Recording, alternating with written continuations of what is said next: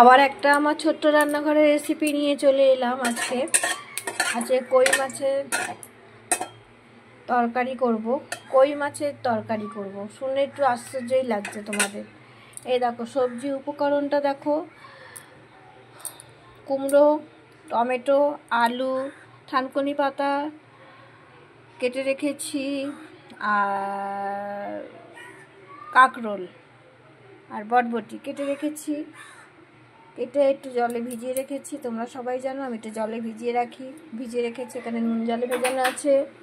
তাহলে আমি উপকরণ এখন কী দেবো, কাঁচা লঙ্কা ওর মধ্যে দেওয়া আছে, একটুখানি দেবো। আমি একা হাতে করছি, প্লিজ একটু আমার সাথে সহযোগিতা করো তোমরা। যে একটু দেরি হচ্ছে, কেন দেরি, এত তাড়াতাড়ি দেখাচ্ছে না। একটু জিরে ফোড়ন দিলাম, দেখো এই জিরে ফোড়ন দিয়েছি। আর এখানে দেখো কই মাছটা, এই যে কই মাছটা দেখছো এর মধ্যে একটা ট্যাংরা ঢুকিয়ে দিয়েছে। এই কই মাছটা নিয়েছে 20 টাকা। আর এর মধ্যে একটু টমেটো আছে, বুঝেছো। জিরে ফোড়ন দিলাম, দিয়ে এই তরকারিগুলো আমি দিয়ে দিলাম, সবগুলো দিয়ে দিলাম। সেটা মারলো, খুব জোর একটা সেটা এলো তোমাদের দেখাতে গিয়ে। আমি অ্যালুমিনিয়ামের কড়াই তো পেতে গেছে। এবার এটা ভালো করে নুন নাড়াচ্ছি।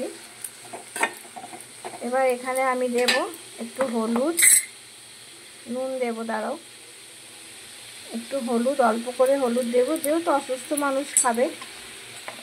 হলুদ দিলাম, আর দেব লঙ্কার গুঁড়ো দেবো না, একটু গোলমরিচের গুঁড়ো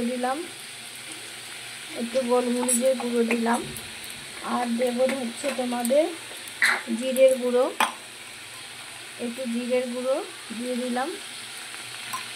দিয়ে এর মধ্যে একটু আদা বাটা দিলাম, দিয়ে একটু ভালো করে নাড়াবো।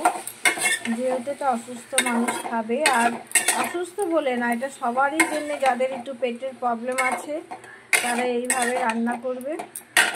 অল্প তেল দেবে, সামান্য, তোমরা সবাই দেখেছো আমি কতটুকু তেল দিয়েছি, দিয়ে রান্নাটা করছি। আচ্ছা, অনেকদিন পর একটা ব্লগ নিয়ে চলে এলাম। তোমরা বলো দুপুরে যে রান্নাটা কেমন হয়েছে। আচ্ছা, তারপরে দেবো একটু তোমার নুন, এই যে নুন দিলাম।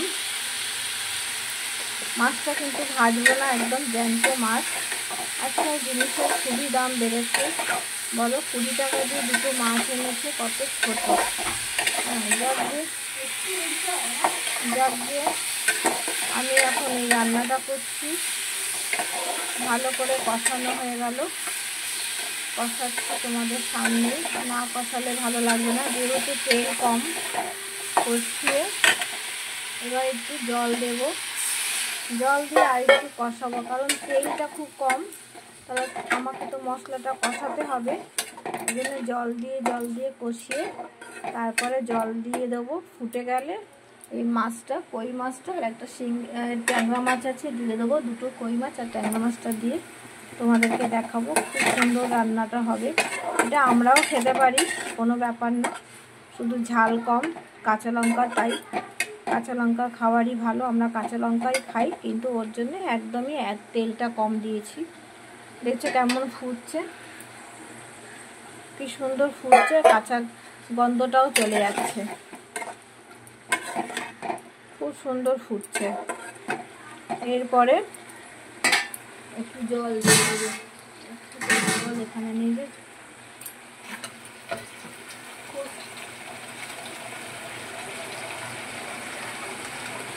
খুব সুন্দর ফুটছে, দেখো গন্ধটাও চলে গেছে। এরপরে আমি এখানে জল দিয়ে দিলাম, একটু বেশি করে জল দিলাম। থানকুনি পাতার এমনি খুব খাওয়া ভালো, আর এরকম করে ঝোল যদি খাও, যাদের পেটের রোগ আছে, অন্তত আমি মনে করব তারা খুব সুস্থ আর ভালো থাকবে। অন্তত এই উপকারটা আমি পেয়েছি। রাখলাম বলবো না, তোমাদের আবার কই মাছটা দিয়ে দেখাবো।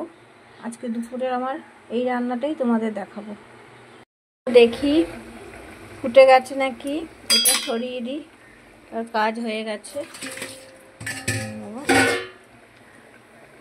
দেখো দেখি কেমন ফুটেছে, খুব সুন্দর ফুটেছে আর খুব সুন্দর গন্ধও বেরাচ্ছে।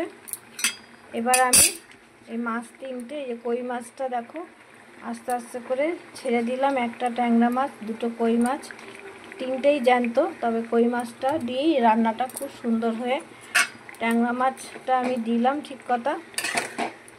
এবার এই ভালো করে, যেহেতু কাঁচা তেলে ভাজলাম না, কারণ যাদের পেটের রোগ তারা এত তেলে ভাজা মাছ এত না খাওয়াই ভালো।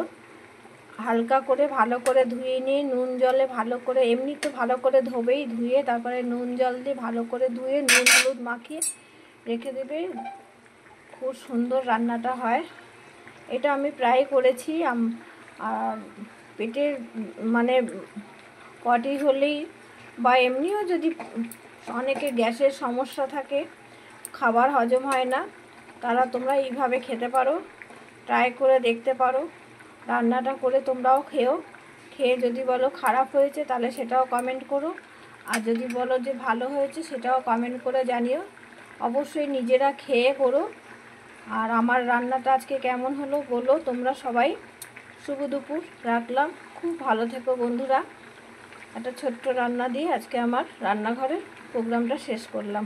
সবাইকে আবারও বলছি অনেক ভালোবাসা দিলাম, তোমরাও আমায় একটু ভালোবাসা দিও। শুভ দুপুর।